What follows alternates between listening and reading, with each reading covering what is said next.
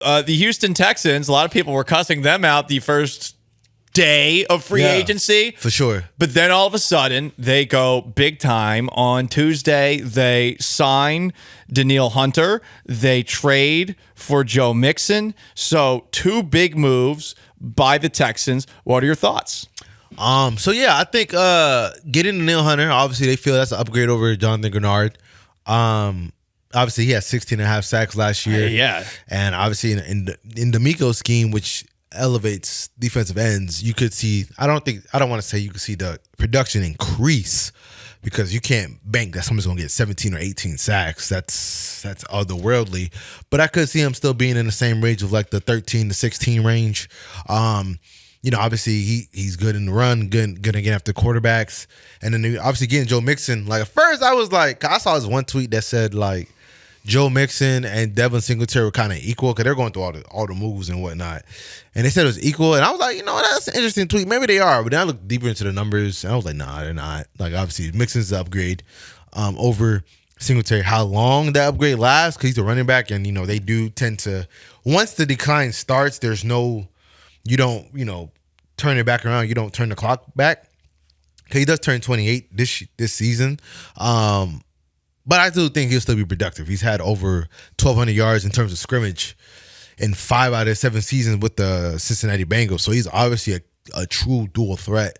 They obviously got the Nico Archery. Yeah, he added 28 sacks with those two guys from last year. My only, obviously they replaced Cashman with Shazier. Well, it's not Shazier. It's Aziz Al-Shaair? Yeah, Al-Shaair. I'm bad with names, especially last names. So is Joe. So don't worry. We're used to that this week. But I'll get it right eventually. But they don't have that many quote unquote holes on their roster, right? Like the O-line. I mean, obviously you got to see about the interior, the left side of the interior, offensive line, center, left guard, the upgraded running back. Tight end is what it is. You mentioned holes. So the thing that people are now back to criticizing Nick Caserio for are basically over the course of the last 24 to 48 hours, trading Malik Collins for a 7th-round pick, a move that supposedly at one point was going to be for Eric Armstead, but they decided that they didn't want to give Eric Armstead a 3rd year is what I read. So what do you make of just the defensive tackle position? They've brought some guys back, but I think you could argue that it's a major hole. It's lighter now. Because even like I like the acquisition of Archery, but like it's especially with the D line, especially at the D tackle. Actually, with the D line across the board, right? Yes, your first 4 are good, but like D lines rotate, right? And they don't have much after the first wave. There's Khalil Davis. There's Settle, who they signed today. But these are not names that really jump off the table. Foley Fatukasi, right? Yeah, Foley. I mean, obviously, I covered him in New York. He's not. He's a good. He's a really good run stopper. But he's not going to give you much in terms of rushing the quarterback. He's not going to give you much at all. That's not. So that might be someone that you talk about the rotation that they sub out. Right, exactly. So and then Autry might be playing on the interior in those situations. So they're going to have to draft somebody early at that spot. I think cornerback too. So question mark. I know people said like, oh, they got Jeff Okudah, but like Jeff Okudah got benched in Atlanta. Like if that's your answer, like I can't say like he hasn't been good at all in his career. He's been solid at times, but he hasn't been good for any length of his career. So like flashes of athleticism probably are why people are still giving him opportunities, right? Yeah, but I mean, his game wasn't predicated on athleticism. It played predicated on being a technician, and he's tore his Achilles before earlier in his career. Granted, he's come back and he's been able to start some games, but Detroit traded him. Yeah, Detroit traded him after his 3rd year as the number 3 overall pick. And then Atlanta has him, and they don't bring him back. So like, I can't act like them getting Jeff Okudah is an upgrade over Steven Nelson. It's not. Steven Nelson was one of the better corners in the league last year.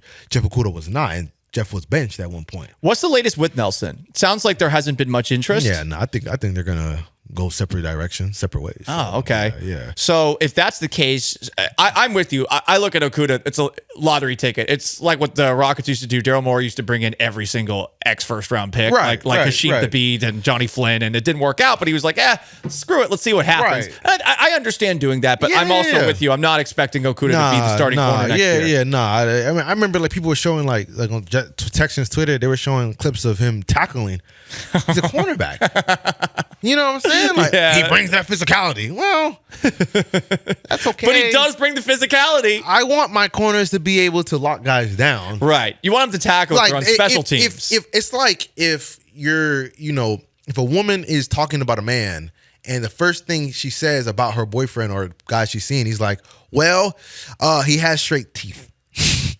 But he's ugly in the face. He ain't got no job, barely got any money, baggy, like not good clothes. But nice chompers. He has nice teeth. It's like, oh, okay, but what about everything else, right? Like, and same with Jeff. Like, okay, Jeff tackled, and that clips that Texans Twitter is showing, but he can't, like, what about the cover skills? Like, I think he has just got to hype up the highlights, man. I think he has like less than 10 pass breakups in his career. I can double check, but I know it's less than 15 for sure. And he's been in the league for a while. So he doesn't get his hands on the ball. He might be, and I think back again, he's a technician, so I think like there's still talent there. But I don't want people to overrate the move. Like there's still, like they could still draft a cornerback in the draft and get someone at D tackle and get somebody at safety. The puzzles to the whatever you want to call it.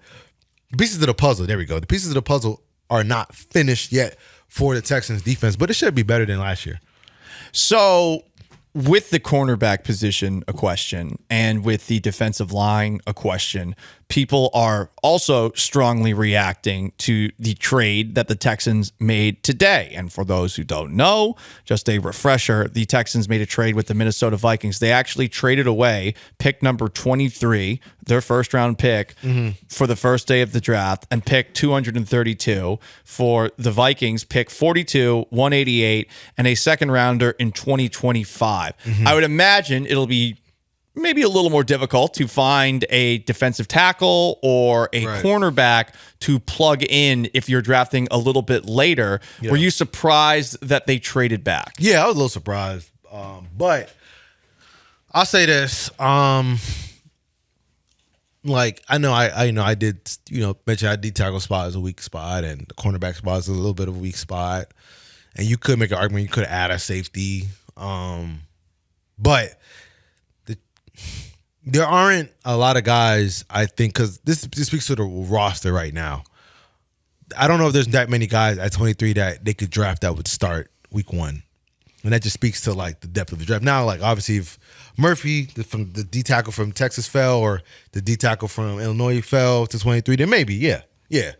Especially on the opposite side of archery. But cornerback spot, like that's not guaranteed that you draft a cornerback and he's at 23 and he's going to be ready year 1, right? Not saying that doesn't happen, but if he would be ready year 1, he'd get drafted a little bit higher, right? Especially at that position. Yeah. And again, like a receiver, I know some Texas fans want that.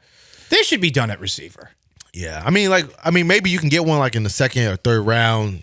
Isn't this enough though? I mean, it does feel like enough. They do have like 6 under contract that are like gonna get paid no matter if they're on the team or not. I know my co-host Joe has a couple of times said, well, I mean, I definitely would like another wide receiver, and he's brought up, well, Tank Dell missed some games, and Nico Collins missed some games as well. Yeah, sure. But when they are healthy, I mean, 1 through 3, I feel like you're pretty good with Collins, good. Dell, and Brown. I don't know where I'd rank that, and then factor Schultz in too. It's a good enough receiving core for CJ Stroud. I mean, like, this offseason's been a little weird on Texas Twitter. Like, people talk about Nico like he's not a number 1.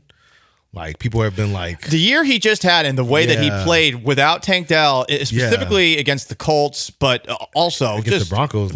Right. Yeah, 190, both games. He's had enough good games this season for, I think, people to...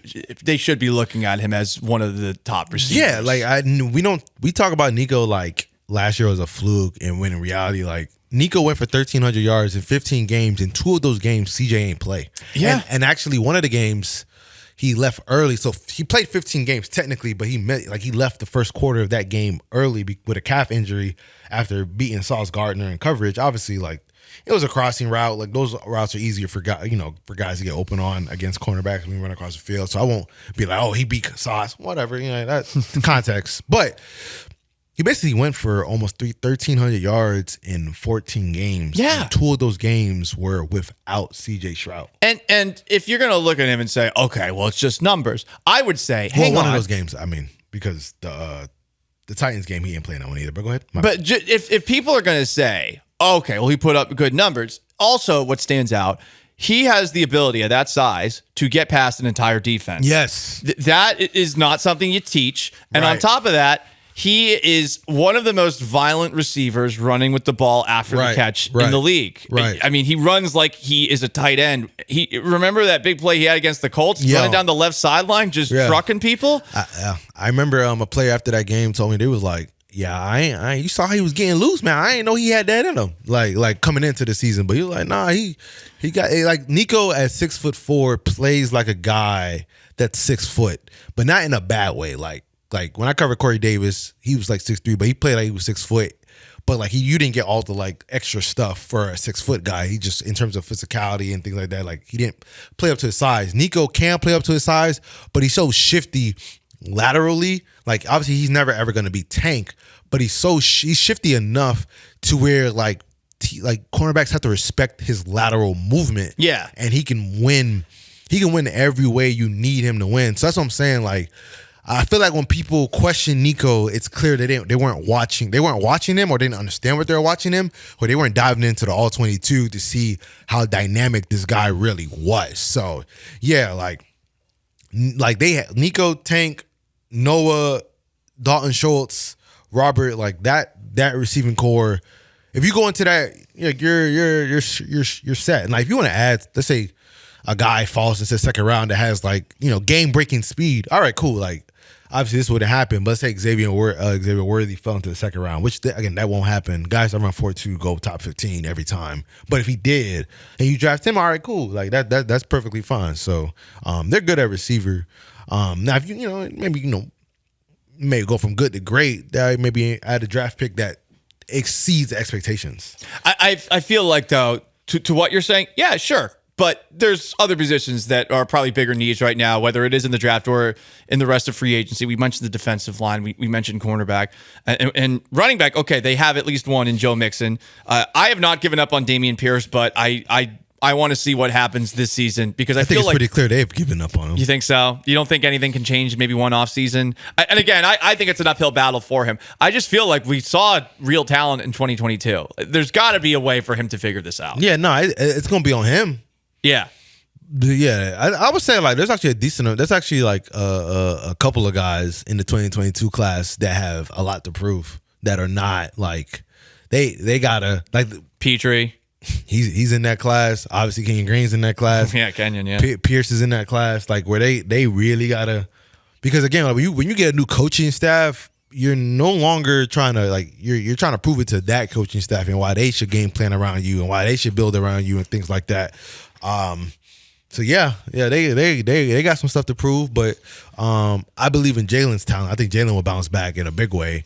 Pierce, I think he just got to run more patience. He just got to run way more patience. But again, like they could have been like, all right, we're gonna run it back with Damien, or we're gonna give Damien this shot. They went and got Joe Mixon. They went and got Joe Mixon and they extended him. They ain't make a play on 1 year deal. That's surprising, isn't it? And now, look, the incident in Oklahoma happened a decade ago. Right. It's still something that happened, and there's video of it happening. He had just turned 18. I'm not trying to make excuses for him by any means here. It's been a rather polarizing discussion. I know when I've posted some videos, it's turned into something that I don't think it should. With a lot of whataboutism and stuff like that. Right. So there was that incident, but there was also the 2 incidents that took place last year that were related to guns. And look, do we know all the specifics? No. Has he been, found guilty of anything? Also, no. That doesn't mean nothing happened. Right. So for the Texans to trade for him, but also to extend him, that was a bit surprising to me. What's your read on, I guess, the way that they view him? I saw the press conference, said all the right things, but obviously that is something that's going to follow him for better or worse wherever he goes. Yeah, no, I mean, Joe just going to just, stay out of trouble in that sense and just realize that it's not worth it, like especially the gun thing last year. Obviously, like it's still like it's a civil suit and it's still pending, but I don't think anything's gonna come out of it. But again, like just find ways to not put yourself in that position. I mean, obviously the Texans showed good faith in extending him, but it's still essentially a 1-year deal because like it's $13 million guaranteed. Like that's been the case across the board. But outside of Saquon, all the running backs have still gotten very little guarantee. Right, it was all, and it seems like everything was $8 million a year, and that Aaron Jones deal, or not the Aaron Jones, the Josh Jacobs deal at first looked like an amazing deal, and then at the end of it, you're like, wow, he might have got fleeced on this. He basically got the same deal he got in with the Raiders. Right, exactly. It's basically a 1-year deal. It's a 1-year deal. It's a 1-year deal. Yeah. Was Joe Mixon their first option? Because it was bad. It was Saquon, right? Yeah, they went after Saquon. They went after Hart, but then I guess they weren't going to compete with Philly and pay him because Philly they really wanted him bad and they did everything they could to get him. So obviously the Texans were in it, but they bowed out pretty early. This wasn't until the last minute. They bowed out fairly early. Do you think they shouldn't have bowed out early? I mean, Saquon Barkley, I'll say this. If I had known they were going to get Danielle Hunter, then I think they should have went that extra mile to get Saquon. Because I was always big on like, if you're going to go after Saquon, you better shore up the rest of the roster because overpaying for a running back doesn't work. Generally doesn't work. And if you lose out on Gennard, you lose out on Cashman, you better have good replacements. And obviously they got good replacements. So I think, they probably could have, given a couple more dollars to get Saquon. And because again, if you would have put Saquon in this offense along with what the defense is going to look like next year, now we're talking about a legitimate AFC. Like if they made the AFC Championship game, you would not be surprised. But I still don't think that the moves that they've made guarantees they win the division though. Yeah, the schedule is going to be hard. Yeah, and I think that's why it's going to be tough to win the division. Right. I think they could win 10 games this year and be better than they were last year and possibly miss the playoffs. Because we can be honest, last year was a lot of smoke and mirrors. Yeah, they almost lost the last game of the year. Yeah, and they got so many breaks.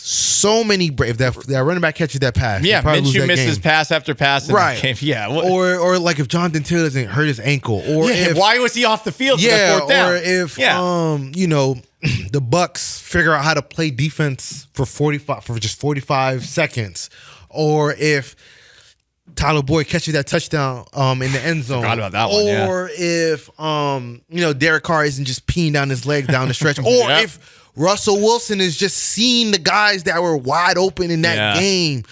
Or, the list goes on and on. And then, they struggled against the mediocre quarterbacks last year. Right, and next year, sorry to pee in the Cheerios, but, Derek Stingley, you got him at corner. But if you struggled against all of these quarterbacks and you had two good corners, what's going to happen? What's going to happen when it's just one? And maybe so. Or the Cardinals game where it came down to the last play and they were close to the red zone. So Texas could have been 0-17 last year. I won't go that far. But, they could have easily been 7-10. Yeah, and that would have still been a great season. That would have still been a great season, especially compared to the year before. Yeah, you know what I mean. So I'm just saying, I think the roster on paper is a tick better than last year. I do think Derek could get better, Will get better, CJ will get better, Tank should get better, Nico can be around the same or a little bit better. O-line should gel a little bit better and be more cohesive, and hopefully they don't have all the injuries. But that does not guarantee that they will succeed what they did last year, mainly because, again, they have to play the Bills, the Ravens, the Chiefs, the Dolphins, the Cowboys, the Lions, the Packers, the Jags twice, the Titans twice. Obviously, I think the AFC South is going to be an absolute monster this year. Oh. I think it's going to be an absolute monster this year. It's not going to be like before. I think it's going to be battles week in and week out. And I think that, because again, even last year, they barely beat the Titans. Well, obviously they had Case, right? But again, that speaks to how they kept getting past the skin of their teeth. Because if you remember in that Titans game, the Titans had a punt return that got past the 50 that came back because of a holding call, and they were able to get a couple of sacks, and then they punted, and then that's when Case finds Devin Singletary. He runs down, he gets in the field goal range. Obviously, he scored, but he scored like a couple plays later. It came back because John Mechie, but they kicked the field goal and they won that game. So there was a lot of games where it fell in their favor versus like I'm with you. The Falcons and the Panthers game where they lost at the end by like a hair where it could have went either way. It is a team that I think has improved, but it will be interesting to see relative to the rest of the AFC and the rest of the AFC South, as you just listed, how much it was. Obviously, we got a draft to talk about in the near future. DJ, it's always a pleasure. Good to see you again, bud.